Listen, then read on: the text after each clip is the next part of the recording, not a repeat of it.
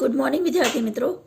कक्षा 11 विषय भूगोल पाठ 12 जलवायु।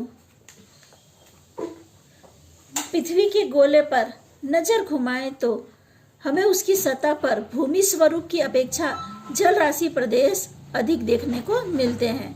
हमने आगे के पाठों में सागर और महासागरों के बारे में पढ़ा कि पृथ्वी की सतह पर जल राशि प्रमाण अधिक है और भूभाग का प्रमाण कम है। पृथ्वी के बड़े भाग का आवरण जल से घिरा हुआ है, इसीलिए पृथ्वी को जलीय ग्रह भी कहते हैं। पृथ्वी की सतह पर लगभग 71% जो भाग है वो जल राशि का है, यानी 71% भाग में जल राशि आई हुई है। पहला टॉपिक है हमारा जल चक्र। पृथ्वी पर जल ठोस, प्रवाही एवं वायु स्वरूप में आया है। उसका स्वरूप और स्थान योग्य प्राकृतिक अनुकूलता में बदलता है। सूर्य की गर्मी के कारण पृथ्वी की सतह पर समुद्र, सरोवर, नदियों के पानी की वाष्प बनती है, उसके बादल बनते हैं। अनुकूल स्थिति में घनीभवन होने से बादल पृथ्वी सतह के लगभग सभी विस्तारों में कम ज्यादा प्रमाण में वर्षा करता है। यह जल की जो अधिकतर नदियों द्वारा समुद्र एवं महासागरों में वापस जाता है। वनस्पतियों की जड़ों द्वारा शोषित जल वनस्पति पर्ण की वाष्प उत्सर्जन द्वारा वातावरण में पुनः मिलता है।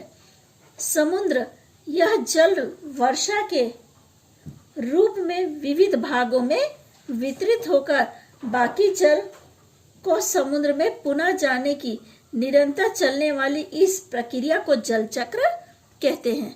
हम लोगों ने विज्ञान में पढ़ा है कि जल चक्र की जो क्रिया है, हम सभी जानते कि सूर्य की किरणें पृथ्वी पर पड़ती हैं, वाष्पीभवन की क्रिया होती है, बादल बनते हैं, वर्षा होता है और पानी पृथ्वी पर एकत्र होता है। ये क्रिया जो है वो निरंतर चलती रहती है, जिससे जल की जो कमी है उसकी पूर्ति होती है और नदी सरोवरों में जल जो है वो पूर्ति प्रमाण में मिलता है। हमारा जो भारत है, यहाँ पर अधिकतर खेती वर्षा पर आधारित है, तो ये जो वर्षा होती है उससे खेती में भी मदद रूप होता है। इसके साथ ही पीने का पानी के लिए भी हम वर्षा पर आधारित होते हैं। अगर वर्षा नहीं उस साल होती, उस समय खेती भी अच्छी नहीं होती। तो ये जो जल चक्र है, इससे वर्षा का पानी जो प्राप्त होता है उससे पानी की पूर्ति होती है। ये जल चक्र जो है वो नियमित चलता है। नदी, समुद्र, महासागर या सागर के पानी का वाष्पीभवन होना, बादल बनना, वर्षा होना और सारा पानी नदी, सरोवर, महासागरों में एकत्र होना, ये क्रिया निरंतर होती है, तो इसे जल चक्र कहते हैं। इस तरह प्राकृतिक स्वरूप से जलीय वातावरण, मृदावरण और जलावरण में घूमता रहता है, यानी ये प्रक्रिया हमेशा चलती रहती है। दूसरा टॉपिक है समुद्री तल का भूपृष्ठ। जिस तरह हमारे पृथ्वी के भूमि स्वरूप है, उसके अलग अलग भाग है, पर्वत, मैदान, पठार, घाटी, उसी तरह समुद्र के भी अलग अलग स्वरूप है। समुद्र तल की गहराई सभी जगह एक समान नहीं है, यानी समुद्र की जो गहराई है वो अलग अलग हम देख सकते हैं।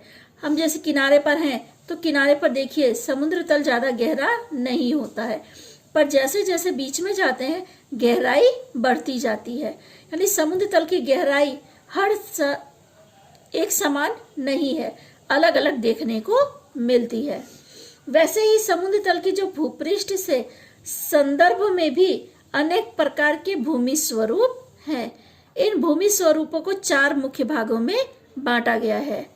पहला है महाद्वीपीय निगमन तट, दूसरा है महाद्वीपीय निगमन ढाल, तीसरा है गहरा सागरीय मैदान, चौथा है महासागर गत। इस तरह 4 भागों में बांटा गया है।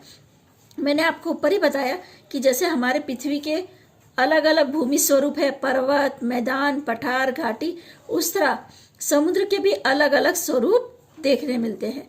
यहाँ पर हम समुद्र के जो मुख्य 4 भूमि स्वरूप है उनके बारे में पढ़ने वाले हैं। पहला है महाद्वीपीय निगमन तट। भूखंडों के किनारे के पास आए हुए समुद्रों एवं महासागरों के लगभग 200 मीटर गहराई तक के मैदान को महाद्वीपीय निगमन तट कहते हैं। कुल समुद्री तल के लगभग 8% विस्तार में महाद्वीपीय निगमन तट आए हुए हैं। किनारे से समुद्र की तरफ का ढाल क्रमशः धीरे धीरे बढ़ता जाता है, यानी समुद्र से जैसे जैसे हम अंदर जाते हैं वैसे वैसे उसका ढाल अधिक होता जाता है। इन निगमन तट की चौड़ाई में अत्यधिक अंतर होता है। दक्षिण अमेरिका के पश्चिमी किनारे पर निगमन तट की चौड़ाई 15 से 20 किलोमीटर है। अफ्रीका के पूरे किनारे पर वो 80 से 120 किलोमीटर चौड़ा है, जबकि एंटार्कटिका महासागर में 500 किलोमीटर चौड़े वाले निगमन तट की रचना हुई है। यानी निगमन तट की चौड़ाई हर क्षेत्र में अलग अलग है, एक ही जैसी चौड़ाई देखने को नहीं मिलती। निगमन तट के समग्र समुद्री तल पर औसत चौड़ाई 65 किलोमीटर और गहराई 130 मीटर है।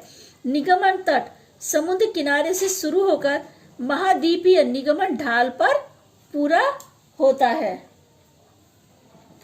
सूर्य प्रकाश 200 मीटर की गहराई तक पहुंचता है। अक्सर प्रश्न पूछा जाता है कि समुद्री तल में सूर्य प्रकाश कहां तक पहुंचता है, तो 200 मीटर गहराई तक पहुंचता है। इसलिए निगमन तट के विस्तार में अनेक प्रकार की समुद्री वनस्पतियों एवं समुद्री जीव सृष्टि का विकास हुआ है। निगमन तटीय विस्तारों में अनेक मत्स्य उद्यान केंद्र का भी विकास हुआ है। सूर्य प्रकाश की जो गहराई है, जब मैंने आपको बताया कि 200 मीटर है, अगर इसे फीट में पूछा जाए तो 600 फीट की गहराई तक सूर्य प्रकाश पहुंचता है। दूसरा टॉपिक है हमारा महाद्वीपीय निगमन ढाल। महाद्वीपीय निगमन तट के पूरे होते ही समुद्र की गहराई अचानक ही बढ़ जाती है। निगमन तट के किनारे से शुरू होने वाले इस ढाल को महाद्वीपीय निगमन ढाल कहते हैं। पहले हमने देखा कि समुद्र से जैसे जैसे हम अंदर जाते हैं गहराई बढ़ती है। समुद्र की शुरुआत में महाद्वीपीय निगमन तट होता है, उसके पूरा होते ही महाद्वीपीय निगमन ढाल की रचना शुरू होती है। यह गहरे समुद्री तल तक फैला होता है। यह निगमन तट एवं गहरे समुद्री मैदान को जोड़ने वाला संकात भाग है। भू स्तर शास्त्रियों के मत अनुसार निगमन ढाल की रचना स्तरभंग और वलय की प्रक्रिया के कारण होती है।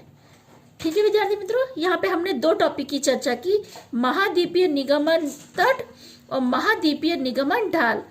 गहरे समुद्री मैदान और महासागर गत के बारे में हम अगले वीडियो में पढ़ेंगे।